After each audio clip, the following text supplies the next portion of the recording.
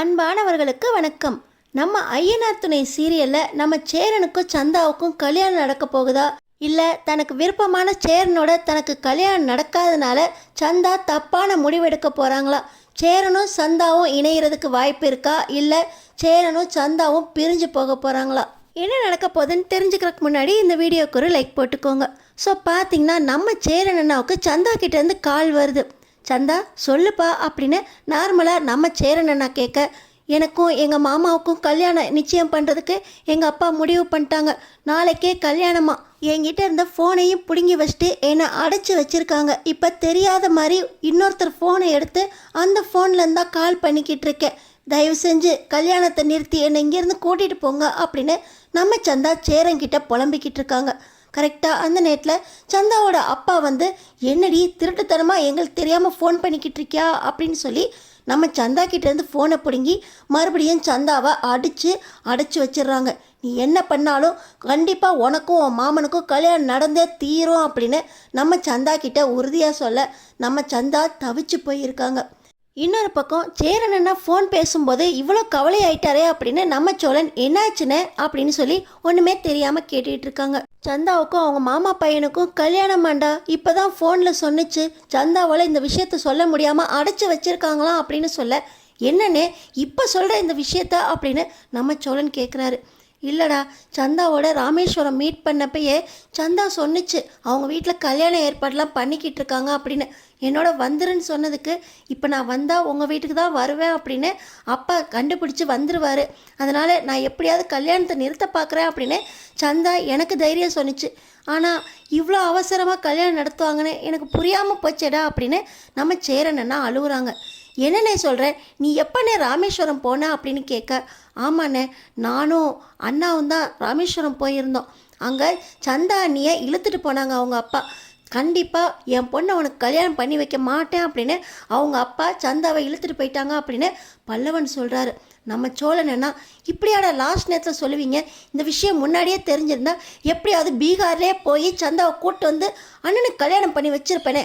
இப்போயும் ஒன்றும் இல்லை, சந்தாவை தேடி நம்ம பீகாருக்கு போகிறோம், சந்தாவை அண்ணனுக்கு கல்யாணம் பண்ணி வைக்கிறோம் அப்படின்னு சொல்லி நம்ம சோழன் பார்த்திங்கன்னா குடும்பத்தோடு கிளம்புறாங்க.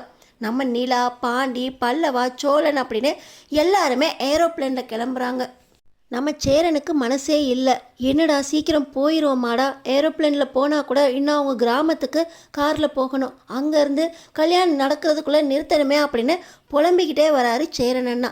காரில் வேக வேகமாக கிராமத்து வீட்டுக்கு தேடி வந்து பார்த்தா வீடு பூட்டியிருக்கு. என்னாச்சு அப்படின்னு கேட்க, அங்கே அக்கம் பக்கத்தில் இருக்கிறவங்க சந்தாவுக்கும் அவங்க மாமாவுக்கும் இன்றைக்கி கோயிலில் வச்சு கல்யாணம் அப்படின்னு சொல்ல யாருக்குமே புரிய மாட்டேங்குது. நம்ம சேரன் அண்ணா தான் சந்தாவுக்கு கோயிலில் கல்யாணமாண்டா அப்படின்னு பரபரன்னு ஓடுறாரு. எல்லாருமே விரட்டிட்டு வர நம்ம சேரன் அண்ணா கல்யாண மண்டபத்து வாசலில் நிற்கிறாங்க. நிற்கும்போது இன்னொரு பக்கம் பார்த்திங்கன்னா நம்ம சந்தா கல்யாணத்துக்கு சம்மதிக்க மாட்டேன் அப்படின்னு சொல்ல நம்ம சந்தாவுக்கு அலங்காரம் பண்ணி ஒரு பதுமை போல் கூட்டிகிட்டு வந்து மணமேடையில் உட்கார வைக்கிறாங்க. நம்ம சந்தாவுக்கும் அவங்க மாமா பையனுக்கும் கல்யாணம் நடக்க போகிற கடைசி தருணத்தில் தான் நம்ம சேரன் அண்ணா அந்த வாசல்லே வந்து நிற்கிறாங்க. அங்கே பார்த்திங்கன்னா எல்லா சடங்கும் முறையாக நடந்து நம்ம சந்தாவோட கழுத்தில் அவங்க மாமா பையன் தாலியும் கட்டிடுறாங்க. இதை கண்ணார பார்க்குறாரு நம்ம சேரன் அண்ணா. நம்ம சேரன் அண்ணா மனசுடைஞ்சு போயிடுறாரு. நம்ம சேரனுக்கும் சந்தாவுக்கும் கல்யாணம் அப்படின்னு ஏற்பாடு பண்ணப்போ நம்ம சேரன் அண்ணா முகம் ஃபுல்லாக அவ்வளோ சந்தோஷம். எனக்கும் கார்த்திகாவுக்கும் கல்யாணம் நின்னப்போ கூட எனக்கு கார்த்திகா பழக்கமான பொண்ணு, அந்த பொண்ணு எப்பவும் போல் கல்யாணம் பண்ணுறது உங்களுக்காக தான் பண்ணணும் அப்படின்னு நினச்சேன் அப்படின்னு நம்ம சேரன் அண்ணா சொல்கிறாங்க. ஆனால் சந்தாவை கல்யாணம் பண்ணுறப்போ என் மனசு ஃபுல்லாக இந்த சந்தோஷம் கார்த்திகாவை கல்யாணம் பண்ணுறப்ப இல்லை அப்படின்னு சொல்லும்போதே நம்ம சேரன் அண்ணா சந்தாவை எந்த அளவுக்கு காதலிச்சாங்க அப்படின்னு சோழனுக்கு புரிஞ்சிச்சு. எப்படியாவது சேரன் அண்ணாவை சந்தாவோட சேர்த்து வைக்கணும் அப்படின்னு தான் பீகாருக்கே போய் 30 பவுன் நகையும் 25 லட்சம் ரூபாய் பணமும் தரேன் அப்படின்னு வாக்குறுதி கொடுத்து நம்ம சேரன் அண்ணாவுக்கும் சந்தாவுக்கும் கல்யாண பேச்சு பேசிட்டு வந்தார். அப்படி இருக்கும்போது நம்ம சேரன் அண்ணாவை பீகார்லேருந்து விரட்டுறதுக்காக தான் இந்த கல்யாண ஏற்பாட்டுக்கு சம்மதித்தேன் அப்படின்னு அவங்க அப்பா ஏமாத்தினப்ப நம்ம சேரன் அண்ணா சோழன்கிட்ட சொல்லியிருக்கணும். அப்பயே சோழன் அண்ணா ஏதாவது பண்ணியிருப்பாங்க. ஆனால் இப்படி கடைசி நிமிஷத்தில் கல்யாணம் ஏற்பாடு ஆயிடுச்சு அப்படின்னு சொன்ன உடனே நம்ம சோழன் அண்ணா கூட ஓடி வந்தால் கூட கல்யாணத்தை நிறுத்த முடியல. இன்னொரு பக்கம் பார்த்திங்கன்னா நம்ம சந்தா அவங்களுக்கு பிடிக்காத கல்யாணத்தினால சேரன் அண்ணா அவ்வளோ சீக்கிரம் பீகாருக்கு வந்து கல்யாணத்தை நிறுத்த முடியுமா அப்படின்னு யோசித்தாங்க. ஓடி போயிடலான்னு கூட ட்ரை பண்ணாங்க. ஆனால் அவங்க அப்பாவோட அந்த கட்டுக்கோப்பான ரூமை அடைச்சிட வச்சு அவங்களால வெளியேற முடியல. அவங்க கடைசியாக ஒரே ஒரு முடிவு, இந்த கல்யாணம் நடந்துச்சுன்னா உயிரோடவே இருக்கக்கூடாது அப்படின்னு முடிவு பண்ணுறாங்க. நம்ம சேரன் அண்ணா முன்னாடியே சந்தா கழுத்தில் அவங்க மாமா பையன் தாலி கட்டின உடனே நம்ம சந்தா பார்த்திங்கன்னா மயங்கி சரியிறாங்க. என்னாச்சு ஏதாச்சு அப்படின்னு எல்லாருமே சந்தாவை வந்து குலுக்க நம்ம சேரன் அண்ணா உள்ளே வந்து சந்தா என்ன ஆச்சுப்பா எந்திரி எந்திரி அப்படின்றாங்க. நம்ம சந்தா பார்த்திங்கன்னா சேரனோட மடியில் இருக்காங்க. இது யாருக்குமே பிடிக்கல. இருந்தாலும் நம்ம சந்தா உயிர் பிரிய போகிற கடைசி நேரத்தில் நான் உங்களோட மனைவியாக தான் வாழணும்னு நினச்சேன். எனக்கும் எங்கள் மாமாவுக்கும் கல்யாணம் நடக்கிறது எனக்கு பிடிக்கல. எனக்கு பிடிக்காத கல்யாணம் நடந்தால் உயிரோடையே இருக்கக்கூடாதுன்னு முடிவு பண்ணிட்டேன்.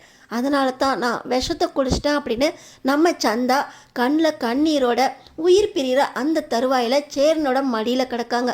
நம்ம சேரன் அண்ணா ஏன்பா இப்படி அவசரப்பட்டு முடிவு எடுத்த? எனக்கும் எங்கள் மாமாவுக்கும் கல்யாணம் நடந்துருச்சு. ஆனால் எனக்கு வாழ பிடிக்கல. எனக்கு உங்களோட வாழ்கிறது மட்டும்தான் வாழ்க்கை. எனக்கு இந்த வாழ்க்கை வேண்டாம். அதுக்கு நான் செத்தே போயிடலான்னு முடிவு பண்ணி தான் விஷத்தை குடிச்சிட்டேன் அப்படின்னு சந்தா சொல்கிறாங்க.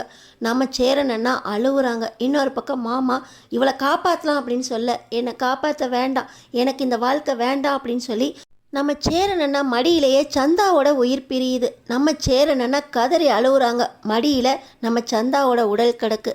நம்ம சேரன் அண்ணாவும் சந்தாவும் பிரிஞ்சிருவாங்களா, இல்லை இந்த கல்யாணத்தை நிறுத்த முடியுமா, என்ன நடக்க போகுது தெரிஞ்சுக்கிறதுக்கு நம்ம சேனலை சப்ஸ்கிரைப் பண்ணி அடுத்தடுத்து என்ன நடக்க போகுதுன்னு பாருங்கள்.